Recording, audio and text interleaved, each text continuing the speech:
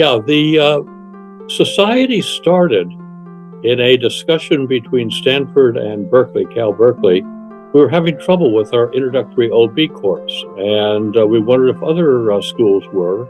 Cal and I and Tom Harrell were having lunch at a French bistro in Palo Alto, and we were complaining about the trouble we were having with the course.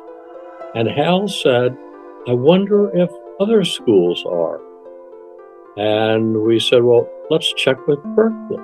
So it was a casual conversation Hal made. And we checked with Berkeley. They said, "Yeah, we too are having trouble." And so it was, I think, so setting it up was letters going out to colleagues. And I think it had mostly Hal's signature on it. So we sent out an invitation to 14 other universities and colleges and said, "Would you like to come for a weekend and discuss about teaching OB?" And it was a whole notion of if you give a party, will anybody come? And everybody accepted because we were all experiencing the same problem.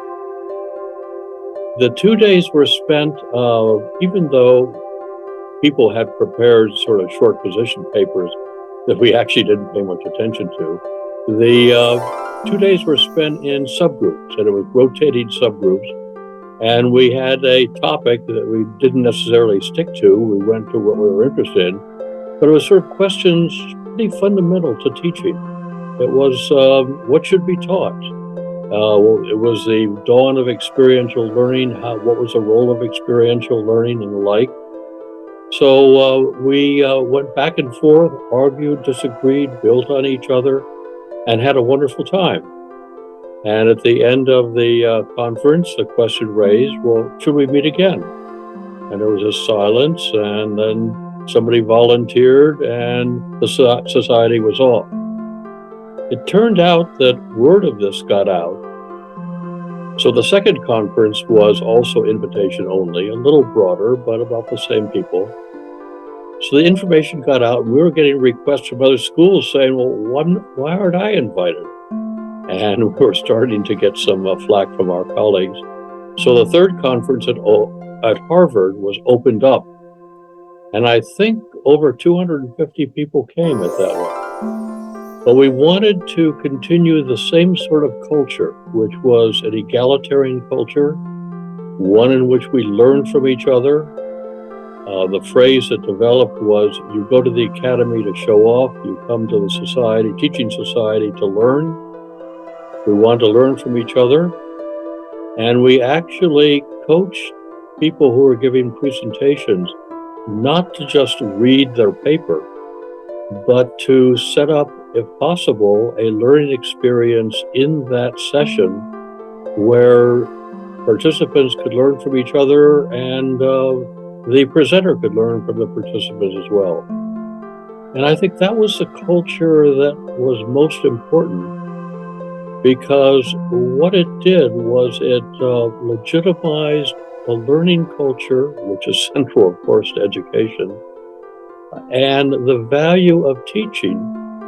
Research is important, but also people felt that they had a home here, that other people who had similar concerns. And as much as possible, we wanted the sessions to be a mixture of activities, new things, but also asking some fundamental questions about the teaching process, what it should be, role of the teacher, and the role of programs. One of the interesting things when we talk about how the society developed is the conclusions of the first meeting haven't been followed. So at the first meeting, at the last session, we were saying, where do we go from here? Somebody said, well, we don't want a big formal organization. And I agreed to write up the notes, and they said, well, we don't need a big professional journal. And it developed otherwise because other needs had to be met. But that's how it started.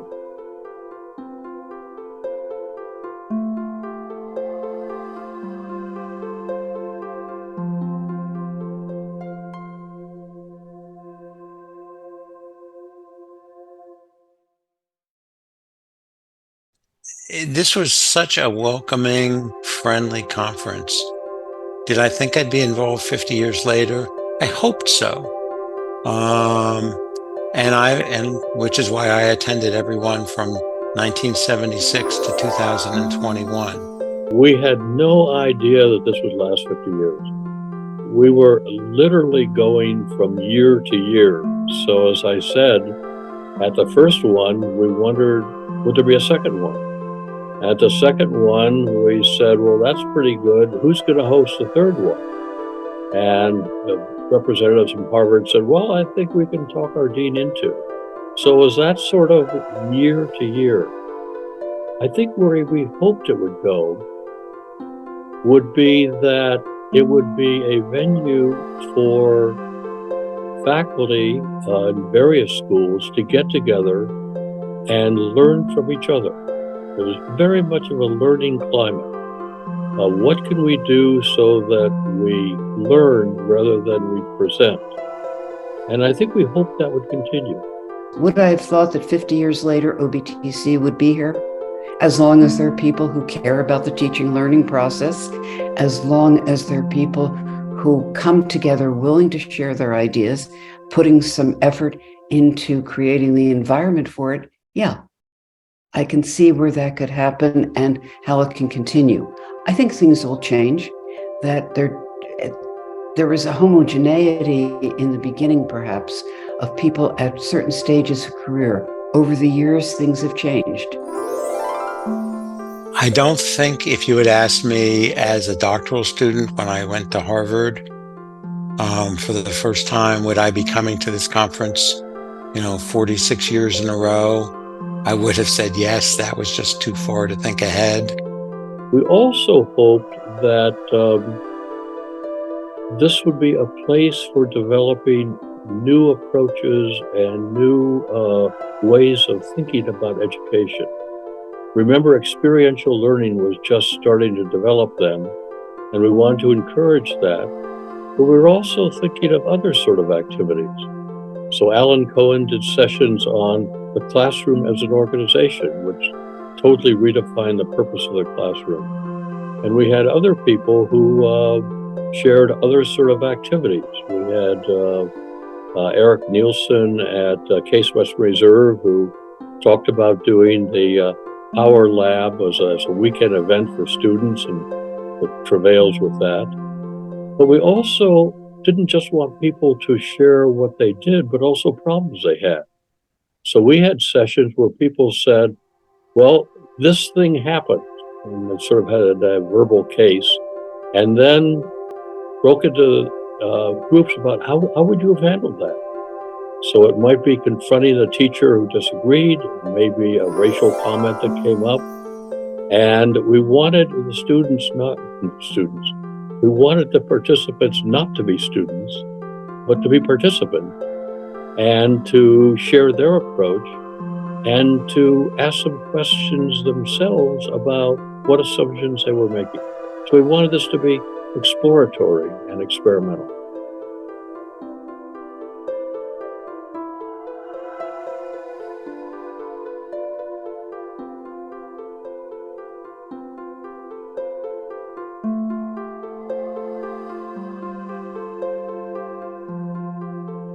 I know we were excited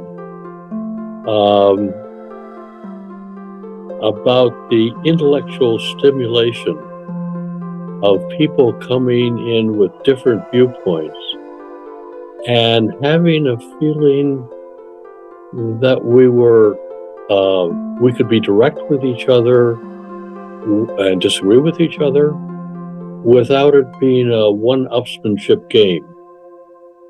And that is different than much of academia, unfortunately. It's a friendly, welcoming place that there are people that are willing to put a lot of energy. Besides you, there are a lot of other people willing to put a lot of energy into making new things happen that seem to interest people. But I've had conversations over the years with a lot of first-time attendees at the conference or people that were doctoral students that then I saw them again the next year, and it was like, yeah, I had to come back here, even though I'm not a doctoral student anymore. I got to the doctoral consortium, but I'm still coming here. And it's a matter of paying attention to what's going on in the environment and responding to it.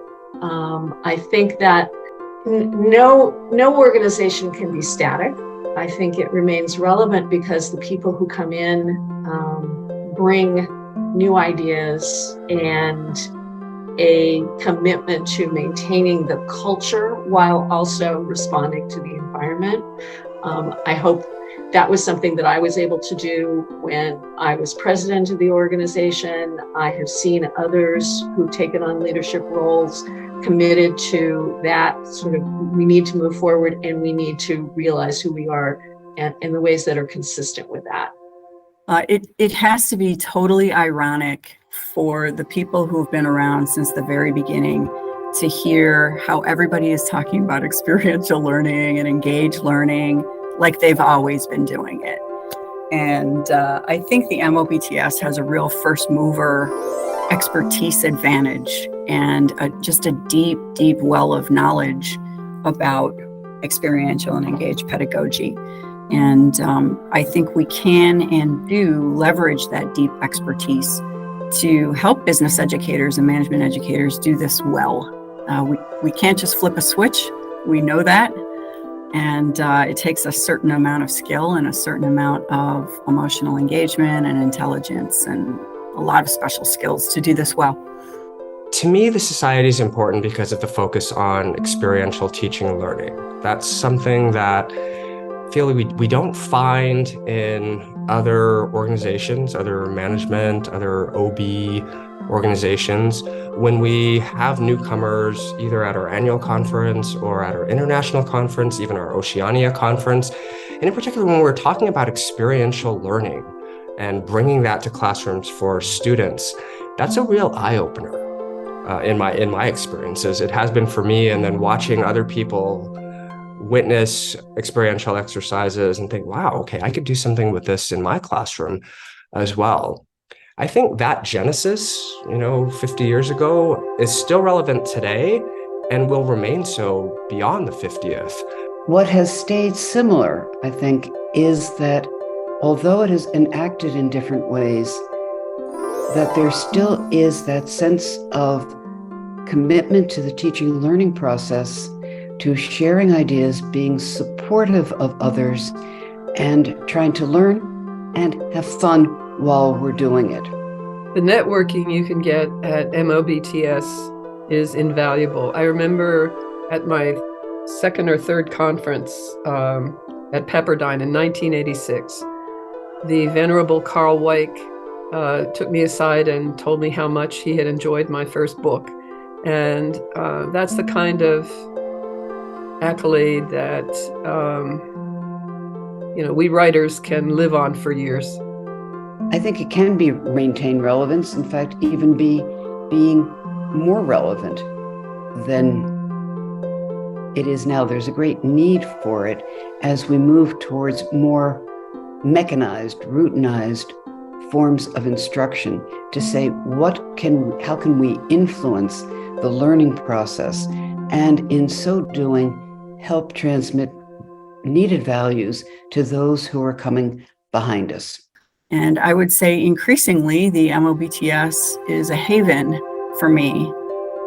I know a lot of people and I've known them for a long time, and people have known me for a long time, and it feels like I can be less careful.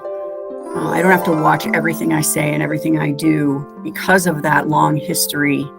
I can let my hair down just a little bit, and increasingly, I can't really do a lot of that in other academic spaces. So I'm really grateful for that, and that feels nice. In any professional context, it's hard to be fully authentic. You don't want to bring your quirky self probably to many organizations. But more than most professional organizations, the society has provided a place where you can demonstrate authentically who you are, not just as an intellectual who's working with ideas, but as a human being who's teaching and helping other people work with those ideas. So I think that's one of the main influences that the society has had on me, which is offering me a place where I can be at least more authentic, and also the opportunity to engage, to have agency. The society is small enough and personal enough in the way it's run that you can express agency there, whether you're on a committee or whether you're a leader of the full shebang. You're engaged, committed, and in some ways loved for who you are. And the world has changed. It's no longer a small group of OB folks who needed somewhere to talk and to engage in their own teaching focused work. The world recognizes the scholarship of teaching, and MOBTS has really been a part of that. I would guess that it's even more relevant for two major reasons. One is more and more colleges and universities are stressing research in order to get ahead. And research is important, and we need to generate new knowledge. But we're also getting a backlash from the general public about, are they getting value from an educational experience? And question is being raised about, are faculty spending too much time on research and not enough on teaching? And I think we have to do research, but we also have an obligation to society as a main source of education, particularly since education is becoming more crucial to jobs and to advancement. You've got to have an education these days, and we have a responsibility to provide that. The second reason is, I think we're seeing more rapid change than we've ever seen before.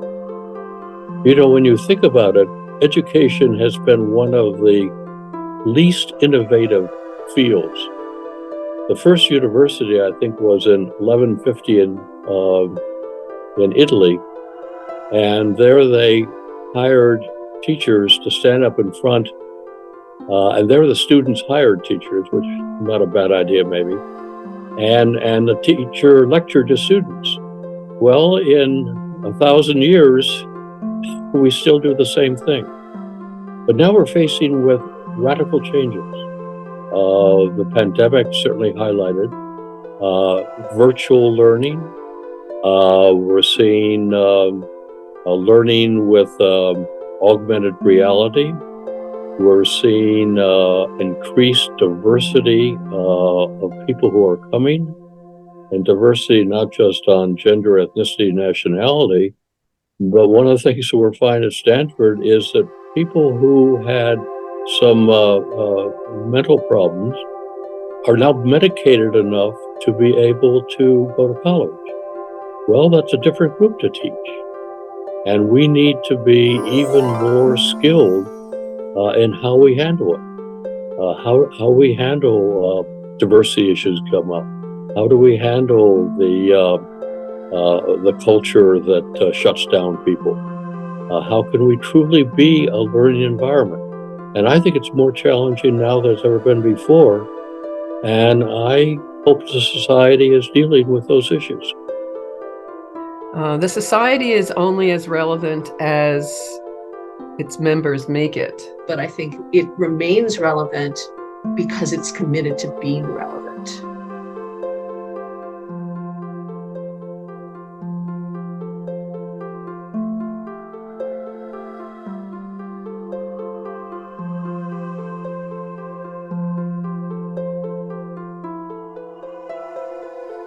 So where is the society going in the decades to come? I don't know. If I knew that, I wouldn't be talking to you. But I will say that over the years, I've watched the society get newer and younger and way more inclusive. And so whatever happens with the society, I feel pretty confident that it will be positioned well with just amazing new talent and amazingly different vantage points and experiences and approaches to this work. I hope that the emphasis in MOBTS will continue to be on experiential learning. The majority of the exercises that I've learned to facilitate, really all of the exercises that I've learned to facilitate, are for an in-person classroom. To get us to also ask the more fundamental questions. Is the role of the teacher now fundamentally changing? Is the role of knowledge? Going forward, we want to continue our mission of being inclusive, and I think one of the best ways to do that is to use remote conferencing in order to continue to reach out to a diverse group of people who otherwise would not attend the conference. I think that's very important. I also hope that the society will find a way to address wicked problems. So I would hope that OBTC will keep the values of, again, support, being willing to ask the provocative question, to challenge, but always to do it with respect. Does it make sense to teach facts when the facts are changing? Maybe we should teach problem solving or problem finding, or how to adapt to an organization. So I'm optimistic. The optimistic part of me, and I generally am, would be the society continues to ask fundamental questions. What should be taught? How should be taught? Who should teach? Should the teacher be in the classroom? Could we have self-managed groups? Could we use video and other sort of technologies to replace the teacher? And that we truly become educators more than teachers. That's a discussion that I hope the society has, in balance with giving tools and techniques and approaches. I am not a really good future caster. I think MOBTS seems to be headed in a consistent direction with the trajectory that it has been on for the last 50 years, which to me means enhancing the scholarship of teaching and learning, creating a space for people to engage in that community of practice. I'm hoping that it will be good. OBTC has reached out, and many more levels of schools have joined in. Many more people at different stages of their career have joined in. Now we have the doctoral students, the early educators, the variety of places for people to come for support as they develop in their work, and that's important. It's different than what the original intent was, which was looking at what we're doing, but now the support system, the structure around it, has been developed. I do believe that there's possibilities that I don't fully get yet, but possibilities for virtual experiences, maybe through gaming or other types of competitions that can be facilitated, maybe on Zoom, in the same way that I'm recording this video, and continuing to be experiential, but maybe not in person. And I think just in the way that we have excelled as a society in doing virtual conferences through the pandemic, as well as now hybrid conferences, we can probably lead the charge in expanding the scope of experiential teaching and learning beyond the physical classroom into the virtual environment as well. We've reimagined the international conferences and have begun to do them again, which I think is the way, the trajectory of where the society may be going in the future, to just bring more of who we are to a greater number of people. We now have virtual live ways of connecting that didn't exist even 5 or 10 years ago. So I think those things will be a part of the future of the society. 10 years from now, it will have looked at the challenges of today, incorporated into what we think are the critical issues of helping our students, whomever they are, in whatever environment they are, whether it's the K through 12, but more for most of us, it's the college level, the corporate level, and thinking about how we can best help them understand what it is that we're about and how taking that step back can help. I think the advice I would give is be risky, be provocative. I would hope that the society would not become too staid, but would see its role as really getting people to think about basic issues, even though they are very upsetting.